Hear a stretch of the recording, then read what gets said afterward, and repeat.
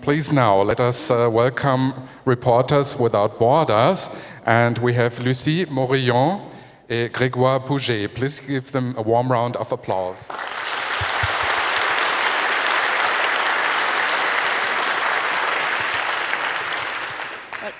Thank you, guys. Sorry again for the technical problems, but I think we're all good now. I just wanted to tell you that it's a real pleasure for us to be at the CCC. It's the first time that Reporters Without Borders is officially represented here. Of course, we have members and supporters who come very often, but it's the first time that we are officially here, and we want to thank the CCC organizers for giving us the floor today and for giving us the opportunity to reach out to you guys and to speak before a slightly different audience from which we are usually used. So I wanted to tell you a little bit more about Reporters Without Borders, because you probably wonder what Reporters Without Borders is doing here. What is a bunch of journalists here? We are journalists, of course, but we are also activists of freedom of expression, and I think that's also the case for many of you in this room, and that's why we are here today. We want to tell you more about what we do, what we plan to do, and what we may be able to do together. Reporters Without Borders, as you may know or not, is an international press freedom organization. We'll come later on to where we are based, what our network, and so on. But one important thing that you need to know now is that our activity is really to defend freedom of information. We believe that what we do is not only to support journalists, but to support everyone that is involved in the business of spreading the news. And what we do is not supporting only journalists, but it's supporting everyone's right to be informed. My right to be informed, your right to be informed. The mandate of the organization has, of course, evolved. We were created in 1985, and at the very beginning, it was a bunch of reporters who would go to conflict areas, war zones that were not covered well enough by the mainstream media. They would do some reports, they would come back and try to give this report to televisions, newspapers, and so on. And this lasted for a few years after the founders of the organization realized that the main issue was not really about foreign reporters going into these countries. But the real issue was, how do you empower people in the countries to be able to report the news, to be able to let us know what is really going on? And they changed the mandate of the organization from basic reporting to actual support to local journalists who were trying to do their jobs in sometimes terrifying conditions. And another evolution in our mandate is also the fact that we were basically working more with traditional journalists at the beginning, and now we also defend bloggers, netizens, people who are being arrested, harassed, or killed for their activities, not only offline, but also online. So that has been a big change to Reporters Without Borders actions, but I think it makes us much more relevant about the issue of freedom of information.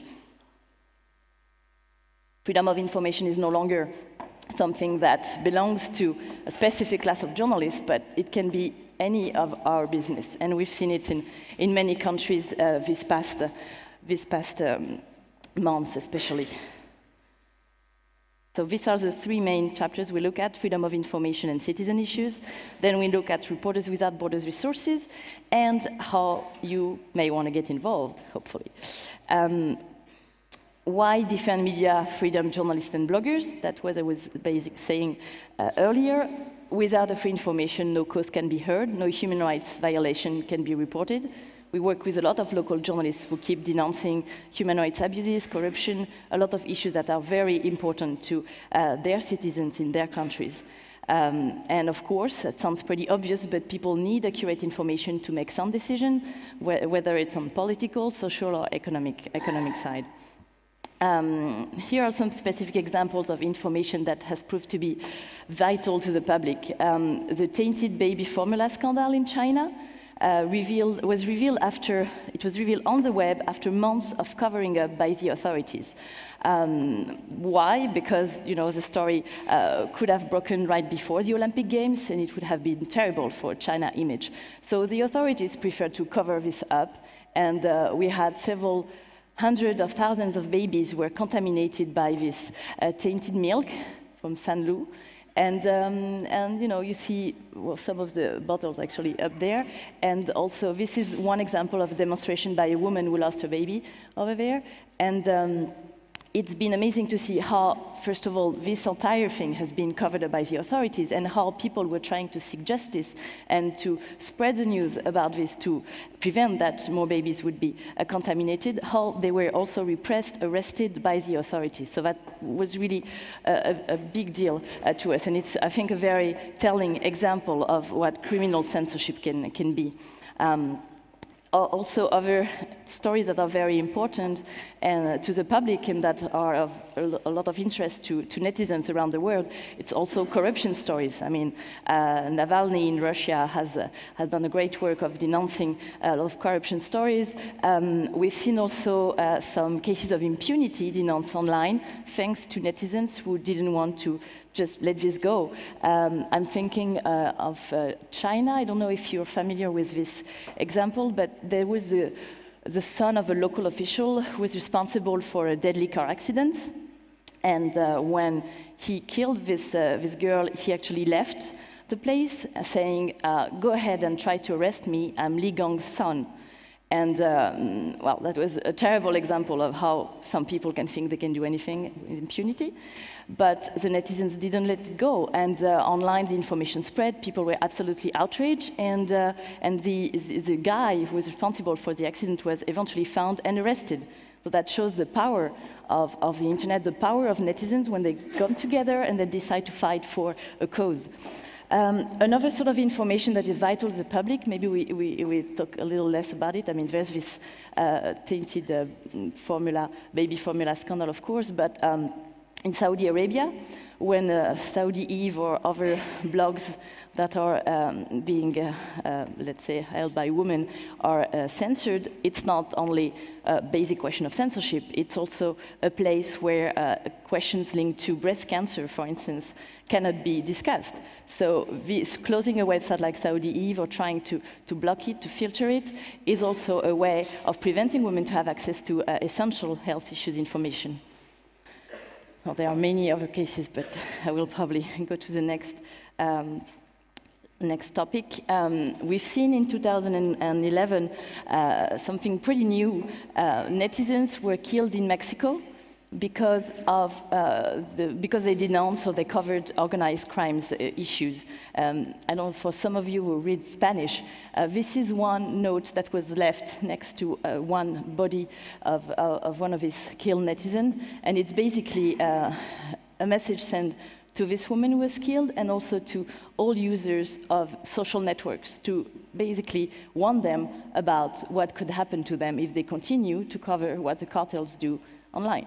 That's a pretty strong message. It's not only journalists who are killed in Mexico now, it's also netizens and bloggers. That actually leads us to, I don't know if you saw this report, we published it on the 22nd of December. These are key figures for 2011. I'm going to just do short, but we try with our networks and so on to monitor and to assess as much as possible the extent of the censorship and of the attacks on journalists, bloggers, and so on. And these are the figures of journalists killed, kidnapped, arrested, attacked, and bloggers and netizens killed, arrested, attacked. And what, I mean, the general trend is that it's becoming more and more dangerous to spread information. You can see here, sorry, yeah, you can see it there.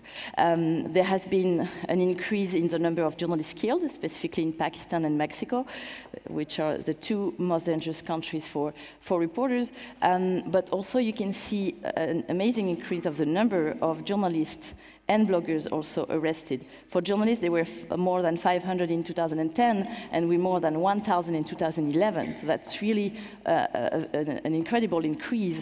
And why is that? I mean, clearly this was linked to the Arab Spring. People went in the street. The story was in the street in 2011, and journalists, bloggers, journalists who improvise themselves, citizens, sorry, who improvise themselves as journalists, were targeted because they had to come down to report the news. This is clearly not only because of the Arab Spring, but also because of all the protest movements that have inspired around the world. And also it's due to the brutal response of authorities of countries that were not directly affected by the Arab revolutions, but that took some measures to strengthen the repression in order to avoid the spreading of the movement. I'm thinking of China, Vietnam. We have not talked about it as much as what happened in Egypt, Tunisia, but clearly the repression has been very strong, not only online with censorship of Jasmine Revolution word and so on, but also physically arresting a lot of journalists and netizens. I mean, China is, before Iran and Vietnam, the biggest prison for journalists worldwide today. And actually, we have 129 netizens in jail as of today, and 171 journalists in jail. I mean, all of us for informing ourselves. I'm thinking today especially of Nobel Peace Prize Liu Xiaobo, who's the only Nobel Peace Prize recipient in jail today. That's why we have actually our free Liu Xiaobo t-shirts, and you can find them online on our website. We do also think of Michael Nabil Sanad in Egypt. His health is very worrying today. He's been arrested earlier this year, and his only crime was to question the role of the army during the revolution in Egypt. So that tells a lot about the situation today in the country. That was also one of the lessons we heard from 2011, also in 2010, the role of social networks as mobilization and news transmission tools. Anyone was able to send information, to cover the news, and we've seen here how traditional journalists had an interest in working with bloggers, netizens on the ground. I mean, how can you get today image from China, image from Syria, if you are only working through traditional journalist networks? You can't. I mean, you have to be in touch with people on the ground. They are the ones who take risk, but they continue. They want us to tell the rest of the world. They want us to tell other Syrians and others in the region what is going on, so that there's a solution found today to the issue. And thanks to the internet, thanks to social networks, and thanks to these very courageous journalists, netizens, we are today able to follow up what is going on, to follow live the repression, the demonstrations, and it's something that is very new. I remember in 2007 when the monks, when we had the Saffron Revolution, the monks revolted in Burma, and it was something that we were able to follow live. Clearly the repression was very strong, but compared to what happened in 1988, where also the Burmese dissidents were very severely repressed in Burma, we were at that time not able to get live coverage, of course, and we received some footage, some images, but very few of them, and weeks or months after the bloody crackdown happened. So that's something that is not possible anymore today.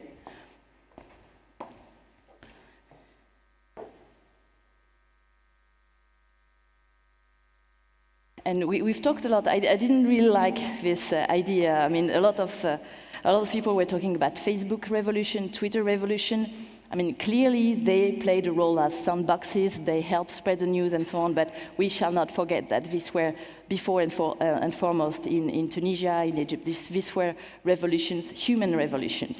We have to make sure that the online mobilization was finding an offline echo to make things happen. And that's, we had really people going down in the streets, taking risks, being killed, being shot, because they wanted to change things.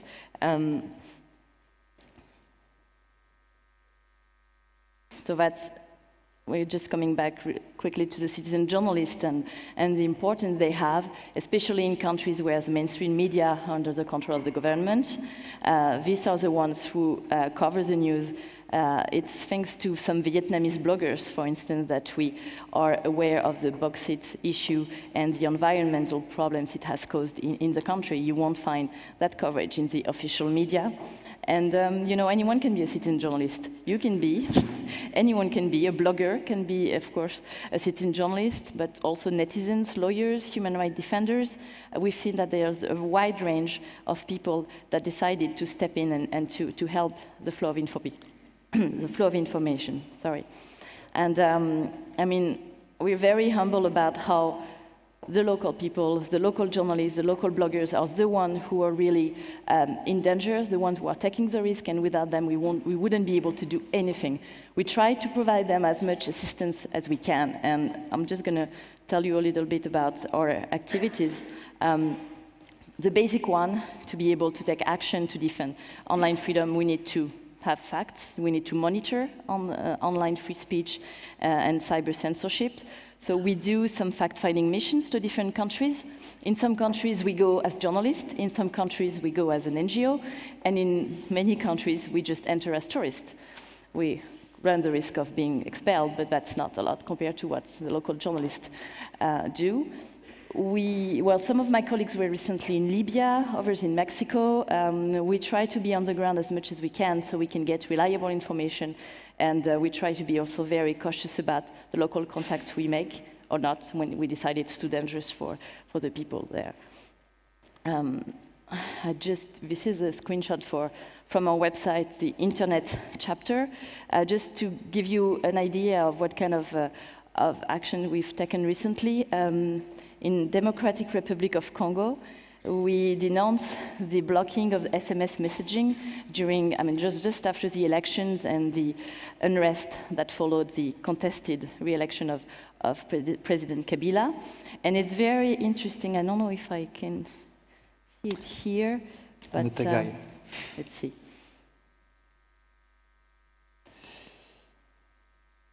We had an answer from, we wrote an open letter to the Interior Minister of Democratic Republic of Congo. I don't know how many of you can speak or read French here, but basically, he didn't like our letter, and the answer is pretty telling. We cannot see everything.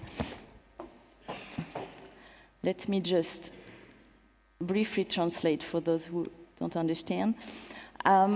It's basically explaining that he's the one who took the decision to cut SMS messaging service, and well, in consultation with other authorities in the country, and is saying that his mission is to guarantee public order and citizen security, and especially in these electoral times that was violent and agitated. And he's saying that the government does not take any instructions or receive lessons from anyone, including Reporters Without Borders. And yeah, he's the only one to be able to assess the opportunity of conserving or cancelling the measures it took. He's aware of the financial loss for companies, especially telcos, the population, and the state itself. That's one of the issues we actually wanted to highlight. And he's saying that next time we write to a minister or any other authority, we should use a more courteous and responsible language, and he forbids us to give him orders. So clearly, our letter was not well received, but I think we were not the only one, of course, to denounce this situation, but I think that the fact that we as an international organization took a stand on this issue helped partly to change and to restore the SMS service. We also welcome the release of a blogger in Egypt, Mr. Abdel Fattah. We also published a press release about in China another cyber dissident who was going to jail. We had 3 cyber dissidents who went to trial this week. Also in we also published something about the Maldives, where a blogger was victim of religious intolerance. We also relayed the news about the release of Razan in Syria, and also about Kazakhstan, when the communications were cut in one part of the country that is marked by unrest right now. We also denounced that. So that's, you can see that we try to intervene in many countries, different cases, to help the people we defend. We also publish every year a list of the enemies of the internet. The new list is coming up on March 12, World Day Against Cyber Censorship. And in March 2011, we had as enemies of the internet Saudi Arabia, Burma, China, North Korea, Cuba, Iran, Uzbekistan, Syria, Turkmenistan, and Vietnam. You can also see the list of the countries under surveillance, where we have Bahrain, Belarus, Egypt, Eritrea, but also democratic countries such as France or Australia. I mean, I guess you all have in mind the 3 strikes law in France, which is one of the reasons why the country was on this list. Okay, I will have to to make it short. So this is a map that help us visualize where these countries are, and clearly the new list is going to be updated for this next World Day Against Cyber Censorship. Another thing that we do is very important is the advocacy work for jailed or harassed bloggers and media under pressure. So we can launch some awareness campaigns or relay some campaigns that do already exist. Like Razan Hazawi in Syria, we did relay the campaign that was drafted by one of her friends. For Liu Xiaobo, we also created a campaign, and we try to relay it as much as possible internationally. This is an example of an online demonstration we held online, actually, in 2009. We offered people to actually choose which country they wanted to demonstrate in. This one is an example of Burma, and people would choose between different slogans. So that's it. We have a tourism campaign. I will put some material here for those who want some postcards and so on. I don't know if you can read the slogan from here, but this is about Vietnam, and it says, "Fuck human rights, book a vacation in Vietnam." The idea is not to call for a boycott of tourism in Vietnam, of course not, but we just want tourists to be aware of what is going on in the country and how repressive the regime is. This is also one of our actions. We have occupied embassies, tourism agency. In the past, we are usually arrested, but it doesn't last very long. This is in front of the Syrian embassy. It's an action we took in last May for World Press Freedom Day. And as you can see, we launched some painting on the walls of the Syrian embassy in Paris, and the slogan was it's not blood, but ink that should be spilled. So we are denouncing the arrest, the killings, and the censorship happening in the country. It was very well covered by the media, and we got a good feedback from Syrian activists who were telling us that they needed more this kind of actions. We also provide financial, judicial, and material assistance to netizens, their families, media online. I think my colleague Grégoire will tell you more about it later. And this is also in Haiti, a few days after the earthquake. We were able to set up a media center for journalists and anyone who was interested in information sharing, and a mobile cyber cafe that was going from one camp to another so that refugees could have information. The idea was to support the relief efforts and continue to spread information about where to find water and many other important issues. We also, Grégoire will tell you more about it, but we also provide training, guides, and tools to help defeat censorship and better understand online security. We also support online media and websites under pressure for reporting sensitive news. We have denounced the pressure against WikiLeaks supporters and the treatment reserved to Bradley Manning. We also lobby government to prevent them from passing a dangerous law that could have some bad consequences for online free speech.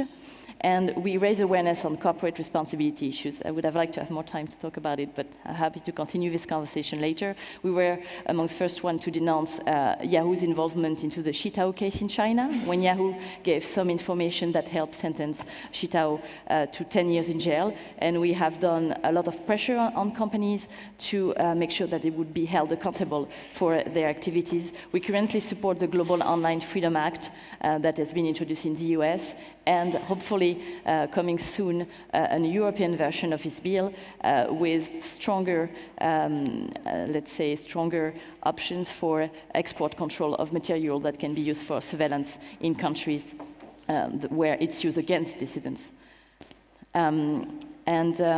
Just to give you an idea of how much people work for us. Our headquarters in Paris, it's about 30 people, but we can rely on a network of 140 correspondents worldwide.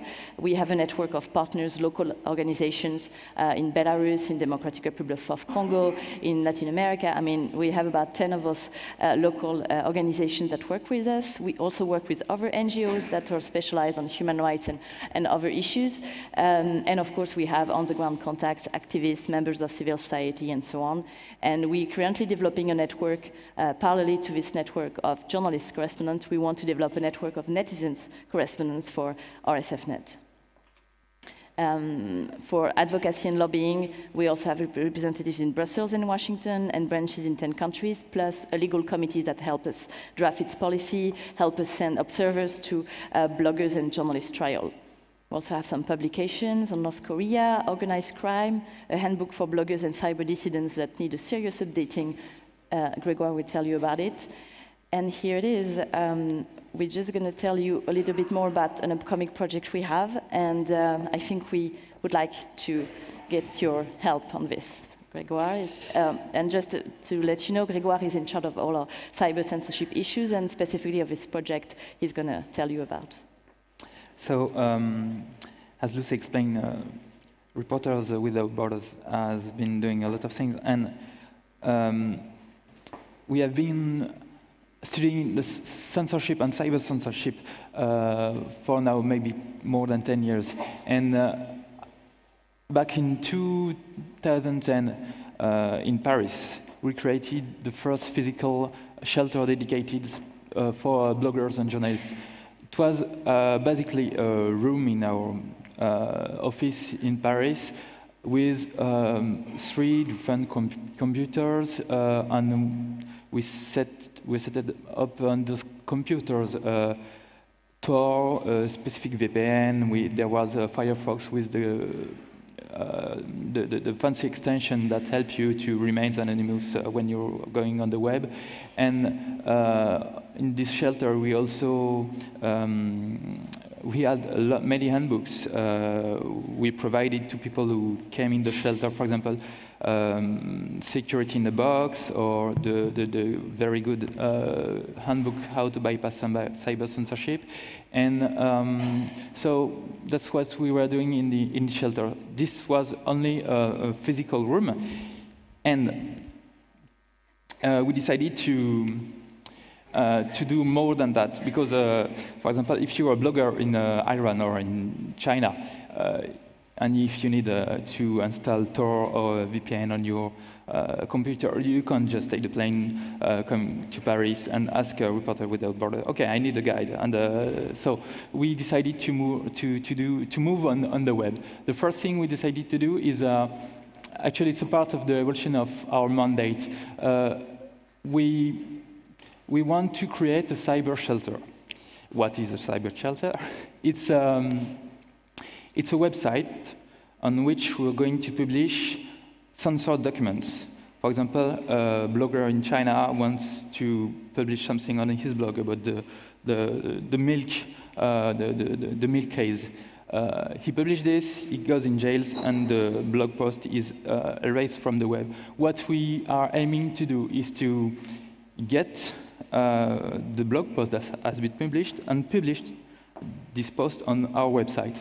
So we are going to fetch and gather many documents like that and publish them and translate them, because this is very important for us to explain that in China you can go to jail because you just publish something on milk. So we are going to translate those documents, to publish them in Chinese, translate in French, in English, and we hope later in Arabian, in Burmese, in everything. So we have to find those documents. And how are we going to do? As Lucy explained, we have many people on the ground, but we think that anyone can give us documents like that. So beside the website, there will be a kind of vault where people will be able to give us documents that could be a picture, a video, a blog post, anything. And people will be able to give us those documents in an anonymous way. So when we have those documents, we're going to check what happened. We are going to ask to our contacts on the ground to tell more about this specific case. And once we think everything is OK, we will publish this on the website. And if the author of the blog post wants to remain anonymous, because he will have more and more problems even if we publish his post, we are going to act as an editor. We are going to assume the legal responsibility for what the guy has written, or for the picture he took, or for the video he did. And so there is we want to raise awareness on these cases, and we want to spread the word, because for us, in an idealistic world, the guy who wrote on the milk in China, his post has to be, if you're in China, you must have access to this. So we are going to do technical stuff to spread our website. I mean, we are going to massively mirror our website. So we are working on that, actually, and we are going to need a lot of help in order to mirror our website and to copy all those documents. So we are also providing trainings, as I told just before, back in 2010, in our shelter, in our physical shelter. So we gave handbooks and different tools, and we explained to the people who came how they could use it. For example, there were a group of Iranian bloggers that was in Paris. They were in Paris, and we helped them to discover those tools. And last March, on the 12th of March from this year, in Geneva, the Swiss section of Reporters Without Borders, with Telecomics. Hi guys, I don't know if there are any of you in the room. They organized. It wasn't actually training, but it was very, very interesting, because it was an event where journalists and bloggers meet. Journalists need circumvention tools. They need to protect their sources, so they need to know how they can do that. So they need technical skills, but journalists don't always have those technical skills, and people like the guys from Telecomics, hackers, they do have that. So what they did in Geneva, they invited those two groups of people, and they make them meet and exchange. So that's what we're going to do more and more. For example, in February this year in Paris, we will do this experience again. On the 25th of February, we are going to organize an event with journalists and hackers. And if you are in Paris on the 25th of February, you are very welcome. So during this event, we want those people to exchange, and we want to, because there is a problem with journalists, we want to raise their awareness. We want to explain them that they really, really need to protect their sources. They can't just send email to people on the ground, because email is not secure. They can't exchange sensitive information. They have to know that if you are using, for example, Skype, in some countries, Skype can be dangerous for the guy you're talking with. So we want to do that also. And so since we are talking about web, we had to put a lolcat image. This is a whole project. Beside the cyber shelter, beside the trainings, we also want to be able to provide to journalists and netizens and bloggers, we want to be able to provide them tools like Tor, and we are working on our own anonymous VPN, so we want to provide that. We want to provide them the tools that could help them to be anonymous. So, for example, We want to provide them live CD or live Linux system on USB key. We want to spread handbooks and, for example, TrueCrypt tools or the guide I mentioned how to bypass cyber censorship. And there's something we want to do. We want to provide secure hosting. During the, I don't know if you've seen that during the last election in Russia, there were many websites that has been under DDoS attacks because the press, the paper in Russia, all the different people were talking on the web, and the web was the only place where there were free information. So websites went under DDoS attacks, and we want to be able to provide them secure hosting. For example, we are going to mirror, to set up many mirror for a Russian website we are working with. This is going to happen in March, and we are already working on that. And the last things we want to do in this project is we have a specific budget, we have a specific fund in order to give dedicated grants for netizens and bloggers. With these grants, we are going to be able to buy them computers or cell phone or, for example, web server if they need more powerful web servers in order to host their website or to host any tools they can work on.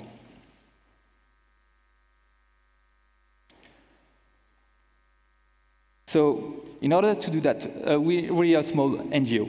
So we really need you. We need people like you who have technical skills in order to help us to set up Mirror.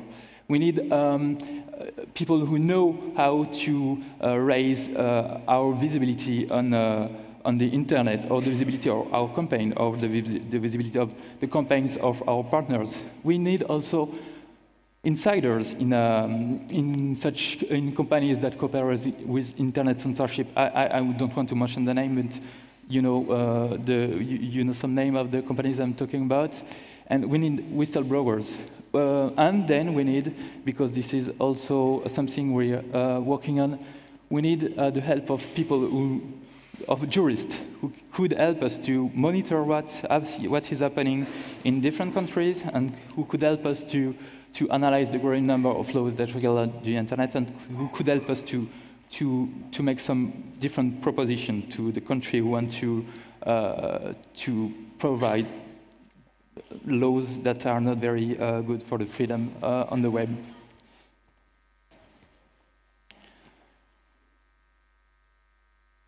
So, if you're a tech guy, what we need? For example, we need to know how a country can organize its national network to make the censorship more easily.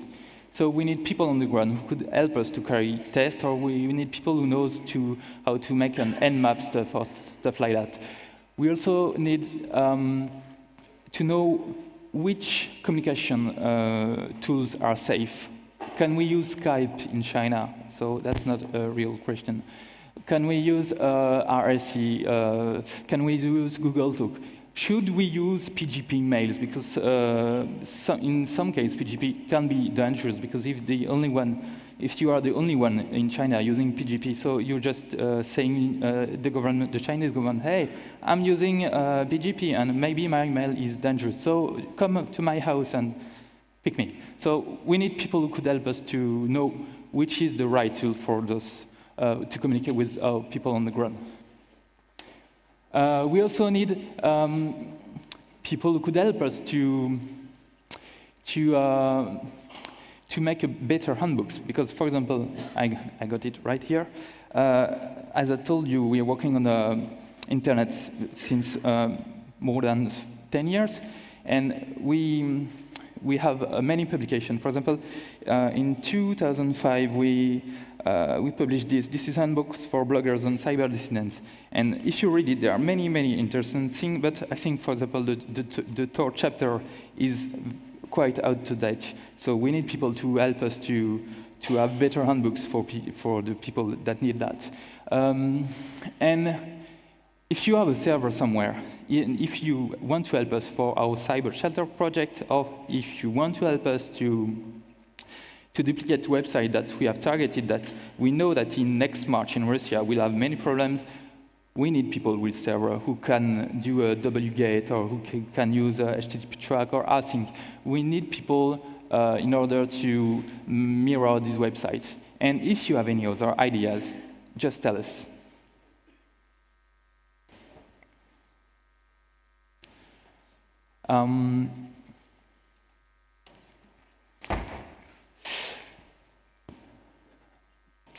So we need also skills, because we have a lot of campaign, and we are going to show you at the end of the presentation our new campaign. So we need people who can help us to spread the word with those messages, with our messages or with the messages of the other NGO we are working with. And even if you are about to launch a communication campaign, we can also help you. We have a network, we have people on the ground, so we can help you. We need Twitter stars or Facebook stars that could just publish the messages on their walls, or that could just tweet or retweet our own messages. And I think that's it.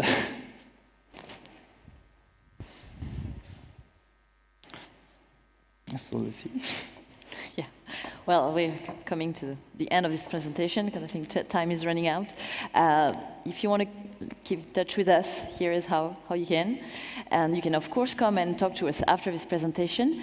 And we're going to end with a campaign, a very short video campaign, less than 1 minute, that we wanted to show you. It's not finished yet, so don't be too rough with us. It's a campaign that is on Syria, denouncing the surveillance, the arrest, and the extent of the censorship in Syria, and it plays around the well-known Siri application that exists for iPhones. You will understand once you see it. It's still very slow. We have some editing to do on the video. It's going to be launched next week, so it's not finished yet, but we really wanted to give you as a heads up and show you the kind of campaign that we do. And we need technical skills for the computer. Il faut que tu penches celle-là. Ouais, mais j'arrive pas là. So, il y a un, voilà, il y a un faux contact en fait, vous le laissez comme ça. Ah, ok. Sorry. Okay, in the meantime, while we're setting up the notebook to show the movie, if you have any questions, please walk up to the microphone, and I see there are people at the microphone already. So we have no questions from the internet at this point. Can we please first start with the first question from over there? Hi again, great talk. Concerning your, I'm over here. Hey. Hi. Concerning your call for participation at the end, there was this other talk at 11:30. Your revolution just got fumed, I think, which was done by a member of Telecomics and a member of Geeks Without Borders. And in a way, they just presented what you seem to need. So they can provide, and they do provide, exactly that kind of technical assistance you're calling for. So I wonder whether you already tried to talk to them, or... Yeah, I mean, that's the great thing about the CCC is you meet a lot of people that work on similar issues, and we've made contact with a lot of people who are, as you say, involved in projects that are similar to ours, and we're definitely up for working together and see how we can channel all this energy and good work and good practices, because that's exactly what we're here for. So yeah, thank you, and if others want to come and see us afterwards, we're happy to continue the conversation after the CCC, of course. Thanks. Thank you. Okay, next question from over there, please. Hi. I wonder if you know about the Turkish journalist Ahmet Şık and his book Imam's Army. He was preparing this book and he was put into prison, and the prosecutor tried to confiscate all digital copies of the book draft. As a result, it was leaked and published, signed by several authors. And I thought you might be interested in translating it for your shelter because it's available only in Turkish. And it's about a religious sect, Gülen sect in police department.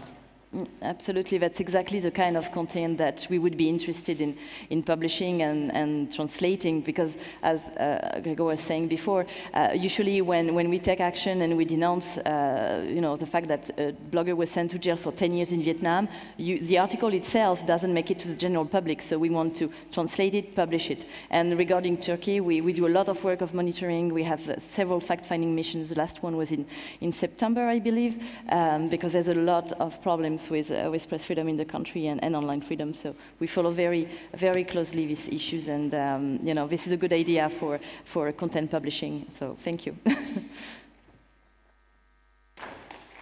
Okay. I'd say one question from over here, and then we're going to show the movie. Okay. Hi, I'm one of the hackers of the Tor project.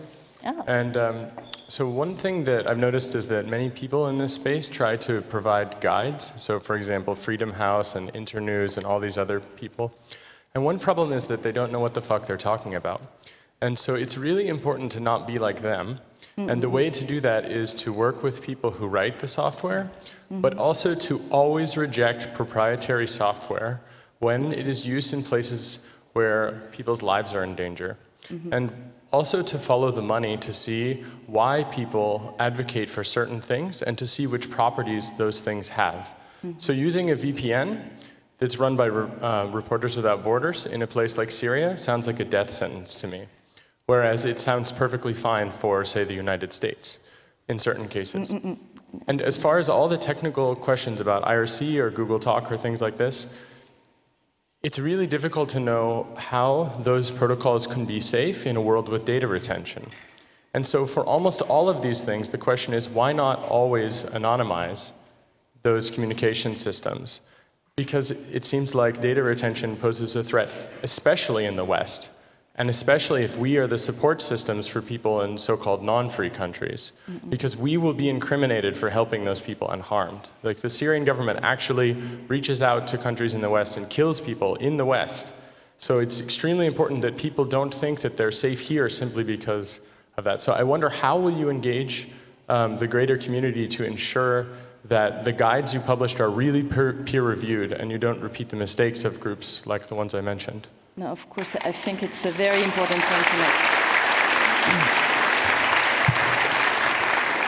And thank you for making this point, because that's absolutely crucial. I think we're very aware of that, and that's exactly why we come here, and when we're telling you we need to update this guide, we need your input, because, of course, I mean, what is at stake is people's lives and safety, so we're very aware of the importance of such tools and so on. We have very good contributors to our book, which is really outdated, so that's why we need your. We had Dan Gilmore, we had Ethan Zuckerman, Nat Villeneuve, and people like this.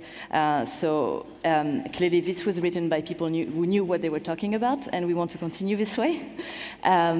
So please help us. And we're also very aware of the fact that one tool that can be used in one country can be absolutely deadly in another one. So that's where we have a lot of educational work to do, and not only towards bloggers, but also towards journalists who work in safe countries, and when they go on the ground, they don't take all the precautionary measures they should take. So we're working on it, and we're going to try to see how we can indeed explain that it's always a case-by-case situation, but that anonymizing everything is definitely something important. And in our shelter in Paris, we have, of course, a link to Tor. We have a lot of we try to make people very aware of what you do. I mean, it's already very famous, and you do an amazing work, and we're happy to relay what Tor does. But it's not only about technical skills. We need people with real strong technical skills, and what we can do as people who have contact, we are in contact with journalists, we have to explain them that those technical tools, they are here for a reason, and they should use those tools. And in different countries, you have to use different tools. So that's why we need feedback, and we can give this feedback to journalists who are on the ground in those countries. And one last thing, we're also aware of the fact that there are many good guides out there, and they are available on our cyber shelter, on our shelter in Paris. You know, like Security in a Box and others have done also great books. And the idea with our books is also to gather all these important skills and knowledge. But what we're going to add also are testimonies from bloggers and journalists on the ground to explain exactly how they use these tools and how it changes also, because that's going to be the challenge, to keep it updated. And the idea of making it a wiki is also to make sure that it's going to be collaborative and it's going to be updated as much as possible, because I mean, you know that better than I do, things change very, very fast online. Shall we? Shall we show you? So again, it's pretty slow. So you will see some, you know, the rhythm is going to be improved, but at least just to give you an idea. Let's go.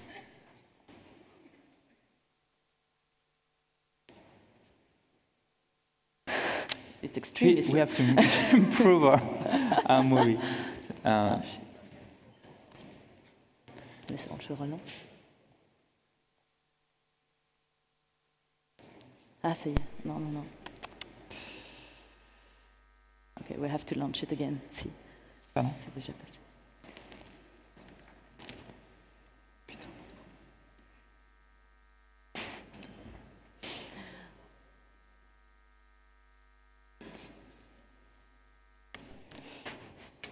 Okay, I see. I think this is just a teaser. Okay. And you will be able to see this movie in short video next year, at the beginning of the next year. Sorry for the problem. Okay. Well then, I'm sorry that we don't have time for any more questions. Sorry for the guys waiting at the microphones, but Herald for the next talk is already there and asked me to stop at this point. Can I please ask you to use the feedback system for this talk? Take out the trash, even though you didn't take it in, and let's give a warm round of applause to both of you.